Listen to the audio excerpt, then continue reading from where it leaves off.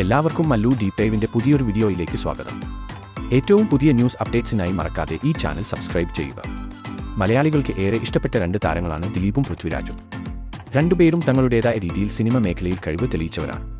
Mimicry വേദിയിൽ നിന്നും വന്ന സാധാരണക്കാരനായ ദിലീപ് ഒരു കാലത്ത് മലയാള സിനിമയെ നിയന്ത്രിക്കുന്ന നിർണായക ശക്തിയായി വരെ മാറി. ജനപ്രിയ നായകൻ എന്ന നിലയിൽ നിന്നും അടുത്ത സൂപ്പർ സ്റ്റാർ പദവിയിലേക്ക് കടക്കുന്നതിന് ഇടയിലാണ് നടി ആക്രമിക്കപ്പെടുന്ന കേസിൽ പ്രതി ചേർക്കപ്പെടുന്നത്. ഇതോടെ സമാനതകളില്ലാത്ത തിരിച്ചടി ദിലീപിന് നേരിടേണ്ടി വന്നു. മലയാളത്തിലെ അറിയപ്പെടുന്ന സിനിമാ കുടുംബത്തിൽ നിന്ന് വരുന്ന വ്യക്തിയാണെങ്കിലും സ്വന്തമായ കഠിനാധ്വാനത്തിലൂടെയാണ് പൃഥ്വിരാജ് ഇന്ന് കാണുന്ന താരമായി മാറിയത്. കേരളത്തിന് പുറത്തുൾപ്പെടെ താരമൂല്യമുള്ള അദ്ദേഹം സംവിധായകൻ എന്ന നിലയിലും മികവ് തെളിയിച്ചു.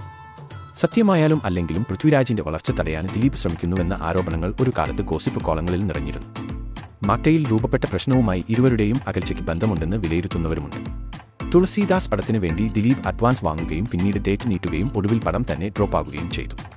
ഈ സമയത്താണ് വിനയന്റെ നേതൃത്വത്തിലുണ്ടായിരുന്ന മാറ്റ അഡ്വാൻസ് വാങ്ങുന്ന നടന്മാർ എഗ്രിമെന്റിൽ ഒപ്പിടണം എന്ന് പറയുന്നത്. അതിനെ അനുകൂലിച്ച ചുരുക്കം നടന്മാരിൽ ഒരാളാണ് പൃഥ്വിരാജ്.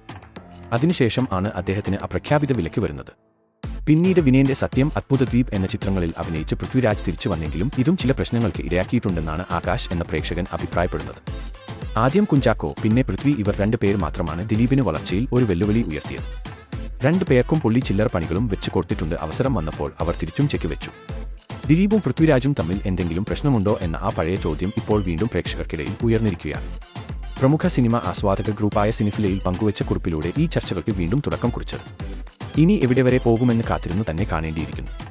അപ്പോൾ ഇതുപോലത്തെ കൂടുതൽ ന്യൂസ് അപ്ഡേറ്റ്സിനായി ഈ ചാനൽ മറക്കാതെ സബ്സ്ക്രൈബ് ചെയ്യുക.